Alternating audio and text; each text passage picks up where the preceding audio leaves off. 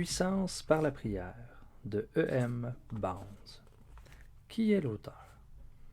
Edward McHenry Bounds, né en 1835, mort en 1913, était un méthodiste du genre de John Wesley, né en 1703, mort en 1791, le grand réformateur anglais. Il a probablement dépassé tous les chrétiens de son temps dans la recherche d'une vie de prière profonde. Il a beaucoup écrit sur ce sujet, en ayant connu l'expérience vivante. Pendant des années, il pria tous les matins de 4 heures à 7 heures. Puis, il prit la plume et publia de puissants écrits, non pour se faire un nom ou un gain quelconque, mais par amour pour un monde stérile et perdu dans ses péchés et du Sauveur, qui veut se faire connaître dans les Saintes Écritures. Dans sa jeunesse, il étudia la jurisprudence et fut admis, à 21 ans, à entrer au tribunal. Après 3 ans de droit, il prêcha à l'église méthodiste épiscopalienne. Devenu pasteur, il fut, plus tard, écrivain dans le Missouri, au USA. Un mot au lecteur chrétien. Osez me présenter devant une nouvelle journée sans avoir prié, sans avoir cherché la face de mon Dieu, sans posséder à l'intérieur la puissance de calme de ta présence. Seigneur, quelle folie! D'un autre côté, m'appuyer sur mon temps passé fidèlement dans la recherche de Dieu, dans sa parole, croire que ce temps est suffisant, que j'ai une réserve de bonté, d'inspiration, etc. Et me présenter sans crainte devant les besoins de la journée, quelle folie également! Il n'est pas possible de saisir la vie. La vraie vie chrétienne n'échappe pas à cette règle. La vie est un échange continuel. Ma pourriture contre ta nature, Seigneur. C'est tous les jours à continuer. C'est une dépendance éternelle. Comme je respire un bol d'air frais à la fois, je vis chaque seconde de dépendance de mon Dieu. Comme je remange continuellement les mêmes choses, assaisonnées de diverses manières pour en recevoir les vitamines, les sels minéraux nécessaires à mon organisme physique, de même je fais de ma nourriture de la Bible, sans chercher forcément à savoir de quelle manière cette nourriture céleste me communique la vie de mon Sauveur. 2 Pierre, chapitre 1. Avec la patience d'une mère envers son petit bébé fragile, Dieu m'apporte lui-même dans cette persévérance à bien faire de chaque jour.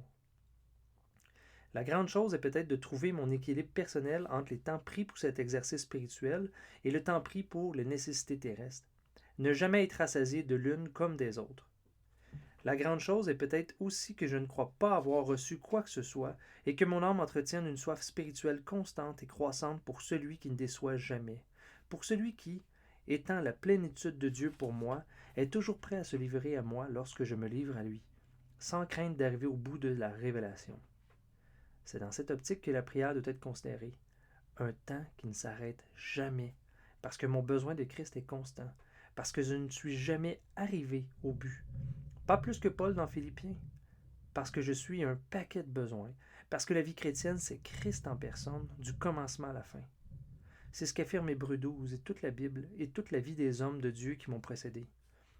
Ô Seigneur bien-aimé, sois ma priorité de plus en plus, pour avancer et hâter ton règne béni à la gloire du Père.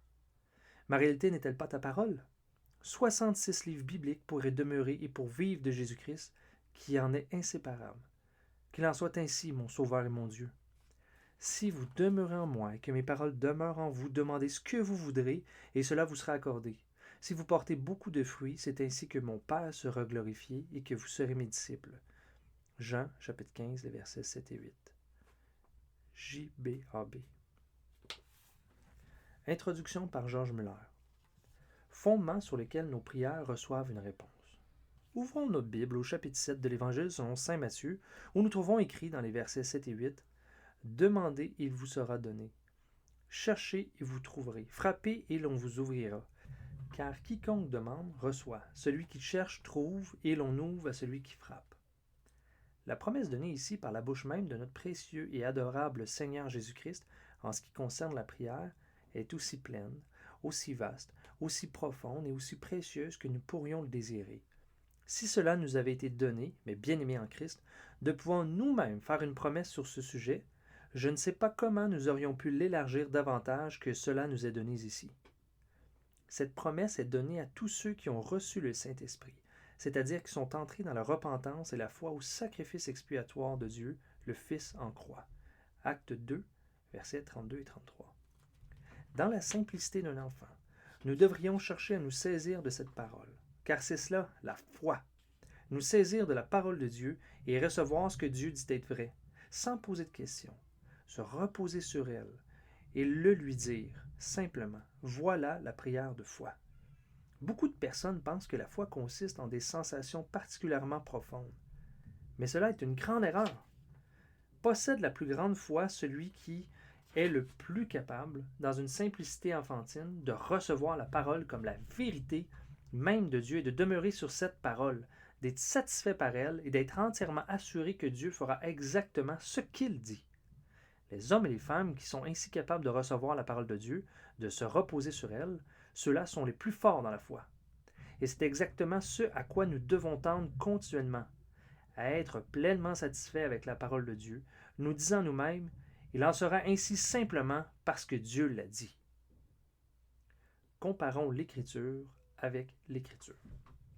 Et maintenant, nous devrions littéralement mettre dans nos cœurs une telle promesse et la presser sur notre sein comme un bon vieil ami en disant « Mon Dieu et Père agit sûrement selon cette parole qui est la sienne, car son Fils unique Jésus l'a donné comme une promesse à l'Église dont il est lui-même la tête. » Toutefois, bien que ces versets soient d'un sens si vaste, si plein, si profond et si précieux, nous avons néanmoins à comparer l'Écriture avec l'Écriture afin que, comme vous le savez, nous puissions obtenir des instructions supplémentaires pour que nos cœurs soient davantage éclairés, que nous soyons davantage établis et que nous puissions voir encore plus clairement ce que Dieu a en vue au sujet de ce passage. Et cela m'apparaît un moment très important quand, avec une telle promesse, nous comparons par exemple une autre parole concernant la prière, comme celle que nous trouvons dans l'Épître de Jacques, où nous lisons au 3e verset du 4e chapitre, « Vous demandez, et vous ne recevez pas, parce que vous demandez mal, dans le but de satisfaire vos passions. » Jacques se réfère à des gens qui s'appellent eux-mêmes des chrétiens, des disciples du Seigneur Jésus et qui, cependant, ne priaient pas, comme cela est dit dans la fin du verset précédent. « Vous avez des querelles et des luttes, et vous ne possédez pas parce que vous ne demandez pas. » Il y en avait quelques-uns parmi eux qui ne priaient pas du tout. Et puis, il y en avait d'autres, certes, qui priaient, mais ils ne priaient pas de la bonne façon. Vous demandez et vous ne recevez pas parce que vous demandez mal. Et maintenant, la question se pose ici naturellement. Que puis-je entendre par « demander mal » ?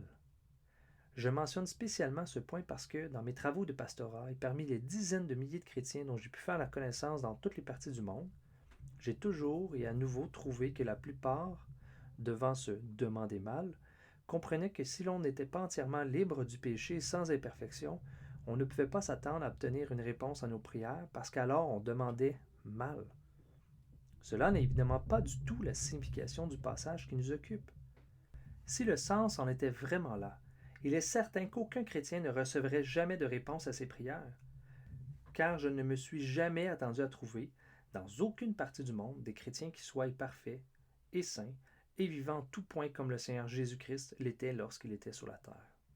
J'ai vécu 52 ans comme disciple du Seigneur, et alors que j'ai rencontré des milliers de saints, de chrétiens bons et même excellents, je n'en ai pas encore vu un seul qui soit en même temps et parfait et saint comme l'Éternel Fils de Dieu lorsqu'il était dans la chair. Et nous verrons que le Saint-Esprit donne la signification de cela dans les passages qui suivent, dans le but de satisfaire vos passions.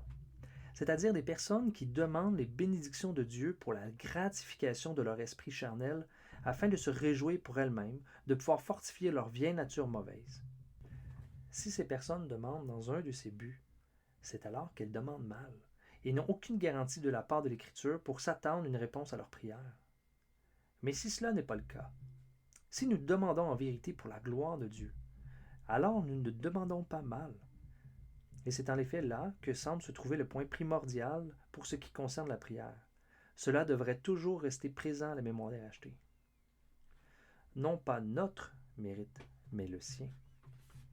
Un autre point très important pour nous est de rejeter toute attente de réponse basée tant soit peu sur nos propres mérites ou notre propre dignité, afin de ne réclamer toute chose que sur la base des mérites et de la dignité du seul Seigneur Jésus-Christ. Il est le seul fondement sur lequel nos prières puissent recevoir une réponse. Le Nouveau Testament exprime généralement cela ainsi. C'est que nous demandions dans le nom du Seigneur Jésus. Colossiens 3, verset 17, Jean 15, 16. Le pécheur ne peut entrer au ciel sur la base de ses propres mérites, mais uniquement comme perdu sur la base des mérites et souffrances pour lui de son précieux et adorable Seigneur. Par la foi en son nom, il peut s'attendre à être admis dans la présence de Dieu. Devenus enfants de Dieu, nous ne pouvons venir à lui, dans la prière, que si nous avons mis de côté nos mérites et notre soi-disant dignité, et sommes entrés dans un chemin de repentance véritable. Nous avons à nous renier nous-mêmes, à nous cramponner et attacher au seul Seigneur Jésus-Christ de façon à apparaître devant Dieu comme unis avec le Christ ressuscité et cachés en lui. Nous mettons Christ devant nous, nous cachant en lui pour venir demander à Dieu, sur la base des mérites et de la pleine suffisance du sacrifice de Christ, qu'il lui plaise de répondre à nos demandes. Et maintenant, voici où trouver notre réconfort. Le précieux Seigneur Jésus-Christ est digne de tout recevoir de la main de Dieu, son Père. Et Dieu, en effet, est pleinement disposé à tout lui donner sur la base de son œuvre médiatrice, à cause de la perfection de ses services et de sa sainteté irréprochable. Si nous nous approchons ainsi de Dieu dans la prière, il nous a alors tout à fait permis d'attendre une réponse, pour ce qui concerne ce point en tout cas. Si vous demandez, je ferai. Jean 14, 14. Un autre point très important est que nous exercions notre foi dans la puissance de Dieu, foi dans la volonté de Dieu de répondre à la prière. Il est naturellement peu de chrétiens qui mettent en doute la question de la puissance de Dieu. Mais la tentation est généralement bien plus fréquente de douter du désir de Dieu de répondre à nos prières. Il peut le faire, acceptons-nous, mais veut-il le faire? C'est alors que nous pouvons nous dire, Dieu nous a fait le plus précieux des dons qu'il pouvait, c'est-à-dire son Fils unique, et il nous a fait la promesse que, de même qu'il nous l'a donné uniquement par grâce, c'est de même dans sa grâce qu'il nous donne toutes choses avec lui. Romains 8, verset 32. Telle est sa propre déclaration. Nous avons donc à nous reposer sur cette promesse et à dire, non seulement Dieu peut le donner, mais il veut le donner, aussi sûr que ce que je demande est pour la gloire de son nom, aussi vrai que je plaide les seuls mérites et souffrances du Seigneur Jésus-Christ. Avec autant de certitude, il répondra, pour l'amour de Christ et avec lui, à ce que je demande de lui. J'insiste davantage sur ce point parce que j'ai vu, durant les 52 années où j'ai connu le Seigneur Jésus-Christ, que chaque fois où je fus capable dans la prière de croire que je recevrais ce que j'avais demandé, cela s'est accompli avec certitude. Marc 11, verset 24. Considérez ce qu'il en est de vous-même lorsque vous priez. Croyez-vous que vous recevrez? Exercez-vous la foi dans la puissance et dans la volonté de Dieu de répondre à la prière? Si vous croyez de cette façon, vous recevrez. Mais si cela vous manque, il vous faut d'abord prier pour la foi. Demandez que Dieu vous aide à croire. Et maintenant, supposons que ces 3 points soient réalisés. Pour la gloire de Dieu, au nom des mérites et de la dignité du seul Seigneur Jésus-Christ, et dans un plein exercice de foi. C'est alors qu'entre en jeu un autre point très important.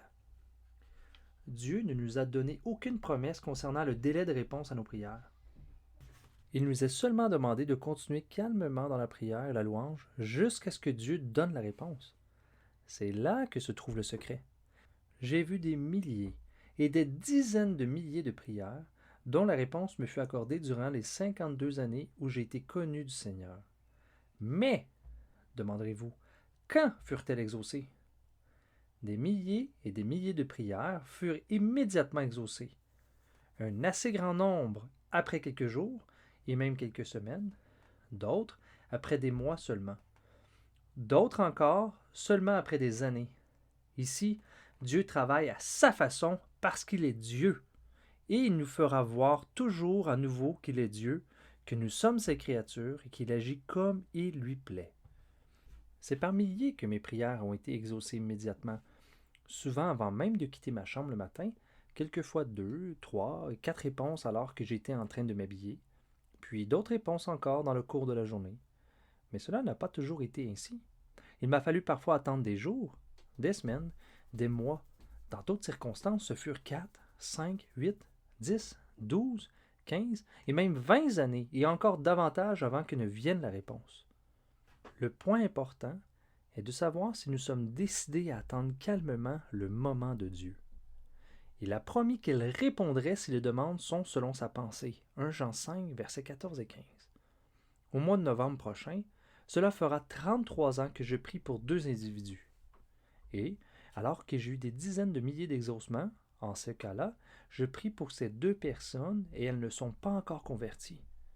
C'est pourquoi, Comme vous pouvez le voir, quoique Dieu réponde à la prière des siens, il éprouve aussi grandement leur foi. Petite parenthèse. Ces deux hommes furent sauvés après la mort de George Muller. Fin de la parenthèse.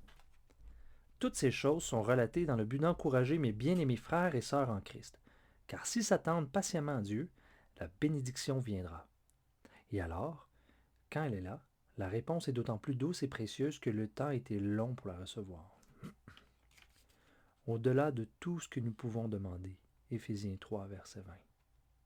Si Dieu est prêt à répondre à nos prières sans tenir compte de nos infirmités, de notre faiblesse, de nos manquements, il veut aussi trouver en nous l'honnêteté, la sincérité et la droiture de cœur, car il ne répond pas si nous vivons dans le péché. Psaume 66, verset 18. Ésaïe 59, versets 1 et 2. Si nous ne pardonnons pas, ou si nous répétons machinalement les mêmes phrases chaque jour, Matthieu 6, la prière est une communion qui nécessite deux personnes bien disposées, Dieu et nous. Il nous faut absolument être droit et sincère. Le combat contre les mauvaises tendances naturelles doit être constamment mené et nous ne devons pas nous permettre de vivre dans le péché. Si tel était le cas, nous n'avons aucune garantie pour attendre des réponses à nos prières. Proverbe 28, verset 9. Par Christ seul, Dieu est bien disposé envers nous. Le serons-nous aussi? Ce que nous avons à faire est de nous attendre à Dieu et d'obéir à sa parole, la Bible. C'est pourquoi encourageons-nous à nous attendre à lui. Espérons de grandes choses de sa part, et nous verrons que ni notre attente, ni notre exercice de foi ne seront vains. Mais en fin de compte, Dieu donnera extraordinairement au-delà de ce que nous avons espéré. Nous recevrons au-delà de nos plus vastes attentes. Éphésiens 3, verset 20. Psaume 27, verset 14. Psaume 62, verset 6. Psaume 130, verset 5. Ésaïe 30, verset 18. Ésaïe 40, versets 29, 30 et 31. Lamentation 3, verset 25. Habakkuk 2, verset 3. George Muller. À la fin de chaque chapitre, l'auteur nous laisse une page intitulée « Pour vous aider ». Afin de nous aider à mieux recevoir cette bonne parole, il nous propose aussi quelques questions. Suite à la lecture de l'introduction de George Muller, première question. La prière est-elle un but en elle-même? Matthieu 6, verset 7. Deuxième question. Toutes les prières sont-elles entendues de Dieu? Pourquoi? Troisième question. Pouvez-vous résumer d'un mot l'attitude qui nous assure des réponses divines? Ces différentes manifestations sont données dans Jean 8, verset 29, 1 Pierre 3, verset 7, ainsi que 1 Pierre 4, verset 8. Quatrième question. Qu'est-ce que la prière pour vous? Pensez, nous pourrions dire que la prière de foi, c'est une ouverture sur l'infinie richesse de Dieu. Note de la rédaction. Pour nous former ensemble à la vraie méditation de la parole, nous avons ajouté une pensée en fin de chapitre.